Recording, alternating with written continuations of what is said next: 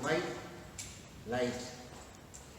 And that light is only important when there is darkness. So the light, even the light bulbs that we have, usually it is up there on the roof, in the center of the room, so it can light up the whole room.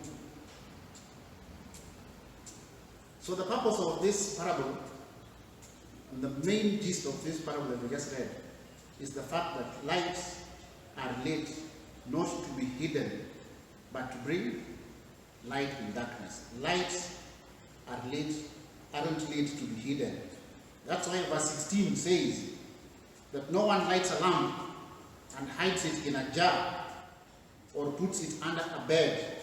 Instead, he puts it on a stand so that those who come in can see the light. Now, in the context of our Christian lives, what does this light represent?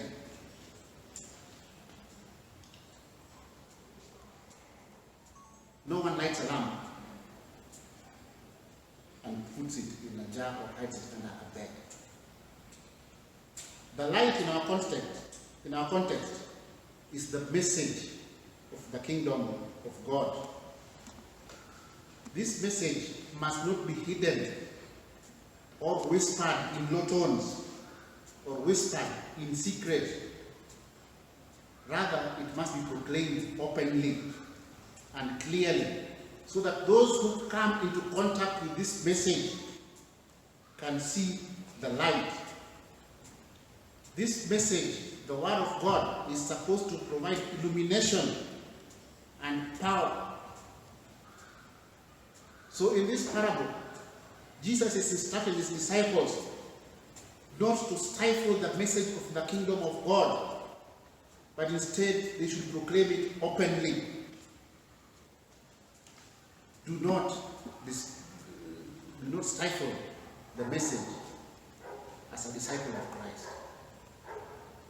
Why would we as disciples be tempted not to proclaim this message openly? One of the reasons is because of the fear of persecution. We fear that if we declared our faith openly in our places of work, we would be labeled otherwise. In our neighborhoods, that people might bring sanctions against us because of our faith, the fear of persecution. We are also tempted to stifle this message because of the fear of being ostracized from a respectable position in society. The fear of being expelled from some of the central committees that you sit in, because you might not want to be compromised by the worldly standards of those institutions. The fear that will not be accepted as being normal, as being conforming to the standards of this world. The fear that you might be ridiculed by those opposed to this message. Even the fear that it will affect our businesses. The fear that we might lose our jobs. Fear, fear, fear. Remember, we are told, you don't light a lamp, then hide its light. Jesus is saying, it is foolish to hide the lamp under the bed. Rather, what we should do is place it where it can be seen and provide light to everyone. My dear friend, have you been tempted at any point in your life to hide the message of Christ? Because it is you and me whom Christ is speaking to in this parable. Verse 17 of that scripture, Luke chapter 8, says, "For there is nothing hidden that will not be disclosed, and nothing concealed that will not be known or brought out into the open." The parable preceding this parable from I think verse 10, is the parable of the soils, where Jesus was talking about the different kinds of soils where the seeds would land and the kind of fruit they would produce. So, in that parable of soils, the secrets of the kingdom have been given to the disciples in verse 10 of chapter 8. The secrets of the mystery of the kingdom, the unrevealed plan of God. It is now revealed and brought out into the open. So we must make it known and declare it openly as we reveal those secrets of the kingdom of God. That's why we are being told nothing hidden will not be disclosed. It is our duty as disciples to understand that we have to disclose the secrets of the kingdom and proclaim the wisdom of God that is now revealed to us in Christ Jesus. That is our vital mission as disciples of Christ. So the word, which is the lamp, has been lit. It is therefore our duty to set it on high so that all can see. Verse 18 talks about listening carefully. It says, therefore consider carefully how you listen. Whoever has will be given more. Whoever does not have, even what he thinks he has will be taken from him. Why does Jesus warn us about hearing? Because the danger of self-deception is great. A lot of times we want to think that we are better Christians than others, that our station in life is better than others. That is the self-deception that we really warned about. The parable of the soil tells us about the seed that fell on the hard-packed soil of the path and then bounced off. This is a reference to the closed-minded attitude of the Pharisees at that time, who rejected Christ himself for their own purpose. In verse 30, it talks about the Pharisees who thought that they knew better than anyone else, the seed that fell on the hard-packed soils of the path. Self-deception. In Luke chapter 6, from 46 to 49, we are told about those who hear the words of Christ and put it into practice against those who had the same but did not apply them. So Jesus is now warning that take heed then how you hear. One has few. Take heed how you hear this word. Jesus had a brother called James.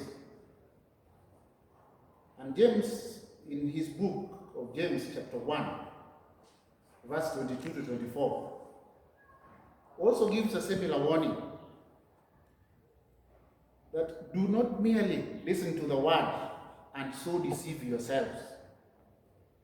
Do what it says. He goes ahead to say, anyone who listens to the word but does not do what it says is like a man who looks at his face in a mirror and after looking at himself goes away and immediately forgets what he looks like. So this is important, hearing and how we hear. Then the same verse 18 goes ahead to say, whoever has will be given more. Whoever does not have, even what he thinks he has, will be taken from him. And this is one section of scripture that has been so misinterpreted in our Christian lives every other day. That is only the rich who will be blessed, and the poor, even the little that they have, will be taken away from them. That is not the context that Jesus was talking about. As a Christian,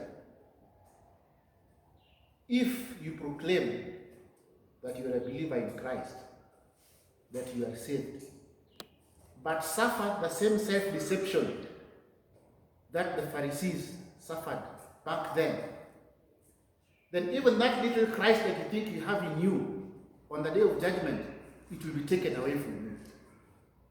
What does it feel?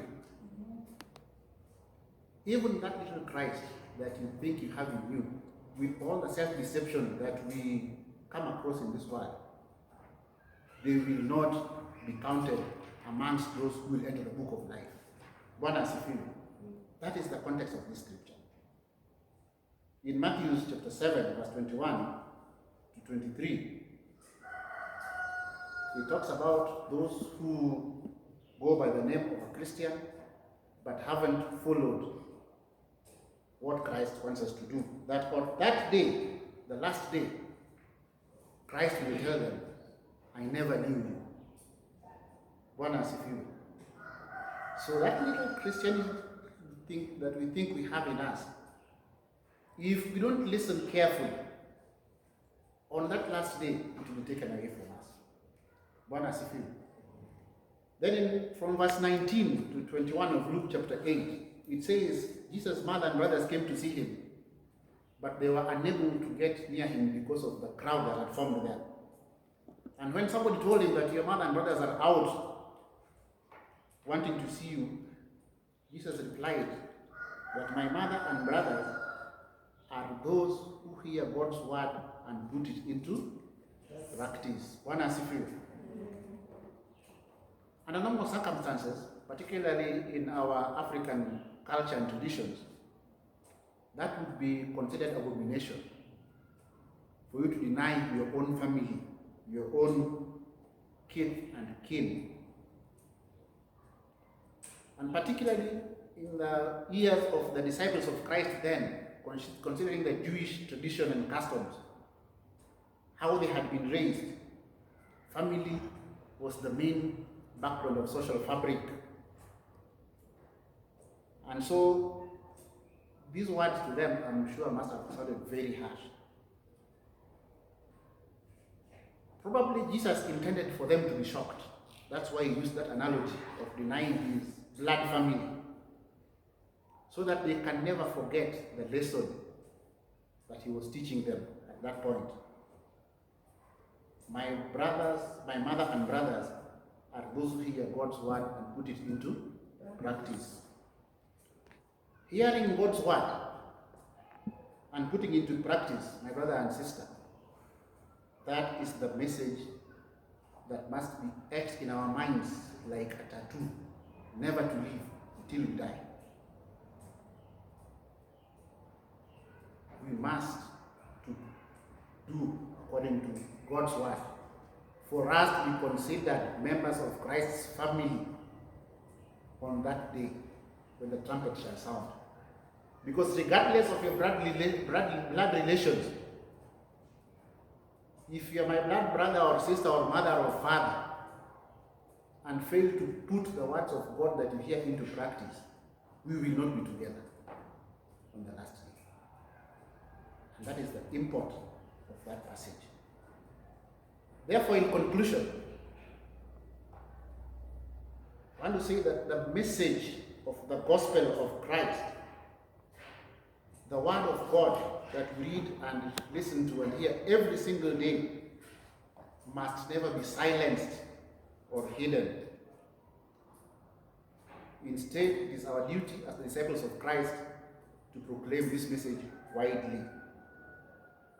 And that is a very, very clear and direct directive by Jesus Christ himself.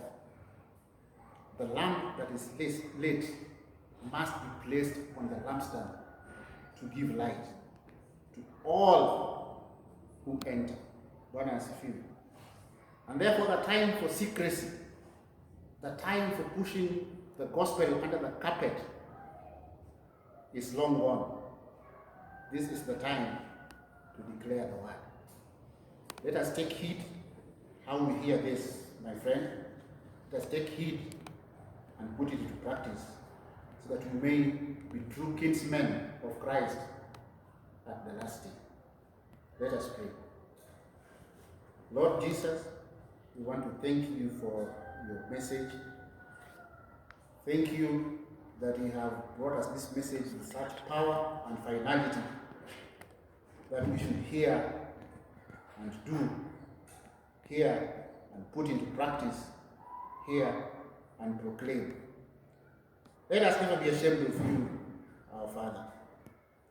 And your word, as sometimes you've always been, forgive us, Lord, for having failed to proclaim you as we ought to. Let us proclaim your name fearlessly, as the disciples did, in the name of Jesus Christ our Lord. Amen.